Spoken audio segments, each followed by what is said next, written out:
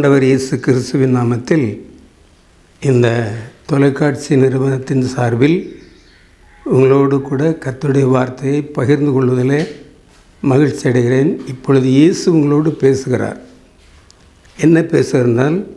20ஆம் சங்கீதம் 1வது வசனத்திலே, ஆபத்து நாளில் கர்த்தர் உமது ஜெபத்தை கேட்பாராக. யாக்கோபின் தேவன் நாமும் உயர்ந்த அடைக்கலமாக இருப்பதாக. அப்படி சொல்லிட்டு அவர் சொல்கிறாரு, அவர் மன விருப்பத்தின் நமக்கு தந்தருளி, மனதின் விருப்பத்தையும்படி நமக்கு தந்தருள்வார். நம்ம என்ன விரும்புகிறோமோ அதை கொடுக்குற கர்த்தர், தேவனாகிய கர்த்தர் நம்மிடத்தே சொல்லுது. மன விருப்பத்தின்படி 1 ராஜாக்கள் 11ஆம் அதிகாரம் 27வது வசனத்தில், மன விருப்பத்தின் கொண்டு ஆண்டு கொண்டு ராஜாவாக இருப்பாய் அப்படின்னு சொல்லி சொல்கிறார். ராஜாவாக இருப்பார். நீ இருக்கிற இடத்துல நீ தான் உயர்ந்த நிலைமையில் இருப்ப. ஒரு சபையில் சில காலம் வேலை பார்த்தேன். அப்போ அவங்ககிட்ட சொன்னேன், நீ ஆண்டவர்கிட்ட என்ன கேட்குறீங்களோ அது கிடைக்கும் அப்படின்னு சொன்னேன். என்ன கேட்குறீங்களோ அது கிடைக்கும். அவர் சொன்ன, ஒருத்தர் ஒரு நாள் ஒரு காரில் இறங்கினார். இந்த ஊரில் எத்தனை வீடு இருக்குது? 32 வீடு சபையாக இருக்காங்க. அப்போ 32 கார் இங்கே வந்திருக்கணுமே, ஏன்னா இயேசு உங்களை ஆசீர்வதிக்கலையா இன்னும் அப்படின்னு கேட்டேன். அடுத்த மாதம் வரும்போது உங்களில் யாராவது ஒரு கார் வாங்கிட்டு வந்திருக்கணும். அதே மாதிரி கார் ஒரு காரில் 2 பேர் இறங்கினாங்க. கோயிலில் சாட்சி சொன்னாங்க. ஐயா பிரசங்கம் பண்ணாங்க. நாங்கள் கேட்டுக்கிட்டே இருந்தோம். மன விருப்பத்தின்படி தந்துருவார்னு சொன்னாங்க. மன விருப்பத்தின்படி நாங்கள் எங்களுக்கு ஒரு கார் தாங்க அப்படின்னு கேட்டோம். கார் கொடுத்தாங்க. அதில் தான் வந்திருக்கோம்னு எல்லாருக்கும் ரொம்ப சந்தோஷம். ஆராதனை முடிஞ்சு போகும்போது ஸ்டார்ட் ஆகலை. தள்ள வேண்டியதாயிட்டு வீட்டு வரைக்கும் தள்ளிட்டு போனேன். நானும் சேர்ந்து தள்ளினேன். வீட்டு வரைக்கும் இந்த காரை தள்ளிட்டு போனோம். அப்போ நான் கேட்டேன், நீ என்ன கேட்ட அப்படின்னு கேட்டேன். கார் வேணும்னு கேட்டேன். நீ அப்படி கேட்டிருக்கக்கூடாது, புது கார் வேணும்னு கேட்டிருக்கணும். ஆண்டவர் சொன்னார், நீ என்கிட்ட என்ன கேட்ட? காரு கேட்ட, நான் கார் கொடுத்தேன். ஆண்டவர் எனக்கு ஒரு புது கார் தாங்கன்னு கேட்டிருந்தேன்னா நான் புது கார் தந்திருப்பேன். உடனே அதை விற்றுட்டு மறு நற்கரணைக்கு போகும்போது புது காரில் இறங்கிட்டார். நம்முடைய மனதின் விருப்பத்தை நிறைவேற்றுகிற கர்த்தருக்கு பெயர் இயேசு. வேத புத்தகத்தில் ஒரு சம்பவம் இருக்கிறது. அகாஸ்வேரு ராஜா எஸ்தர் ராஜாத்தியை பார்த்து சொல்ல, உனக்கு ராஜ்யத்தில் பாதி மட்டும் கிடைக்கும்னு 4 தடவை சொல்ல. நீ என்னத்தை கேளு, நான் தருவேன், நான் ராஜா. அந்த காலத்தில் ராஜாக்களுக்கு பெரிய பவர் இருக்கும். அவனுக்கு ஒரே ஒரு தண்டனை தான், மரண தண்டனை தான். வேறு விசாரணையெல்லாம் கிடையாது. ராஜ்யத்தில் பாதி மட்டும் உனக்கு கிடைக்கும். பாதி மட்டும் கிடைக்கும்னு கொடுக்கல.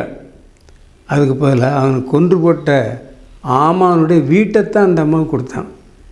நம்ம ஆண்டவர் அப்படி இல்லை. நம்ம ஆண்டவர் நமக்கு என்ன நம்ம கொடுக்குன்னு நினச்சாச்சுன்னா, 64ஆம் அதிகாரம் ஏசாயா 2 வானத்தை கிழித்து இறங்குற கர்த்தர். 1 சாமுவேல் 18:28 கர்த்தர் இஸ்ரவேலருக்கு ராஜ்யத்தை பாரத்தை கிழித்து கொடுத்தார்.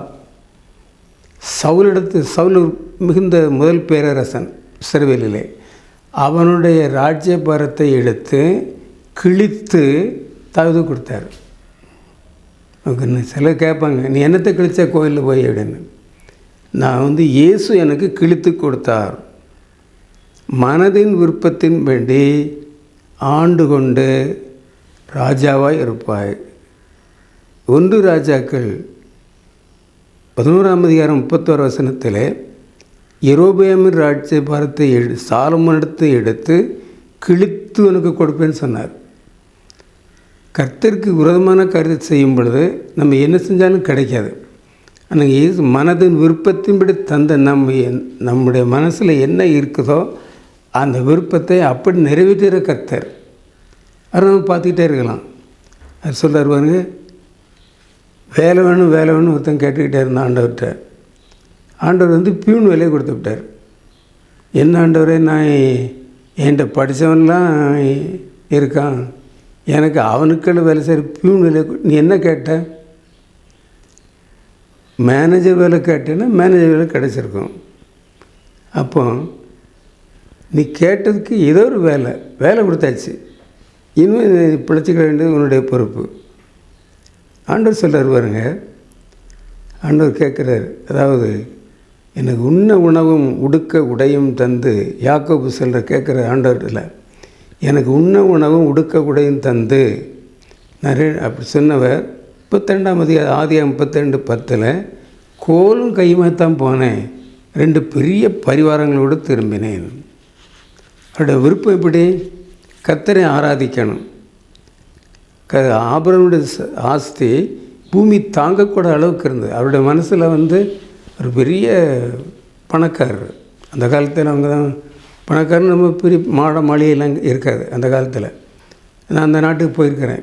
நாட்டுக்கு போயிருந்த எல்லாமே பழைய காலத்தை விட அழிக்காமல் வச்சுருக்காங்க சில இடத்துல. அது ஒவ்வொரு ரூமும் 10 அடி தான் இருக்கும். அப்போ அதிலேயே அவங்க வாழ்ந்திருக்காங்க. ஆனால் பூமி தாங்கக்கூடாத அளவுக்கு அவங்களுக்கு ஆசீர்வாதம் உண்டாயிற்று.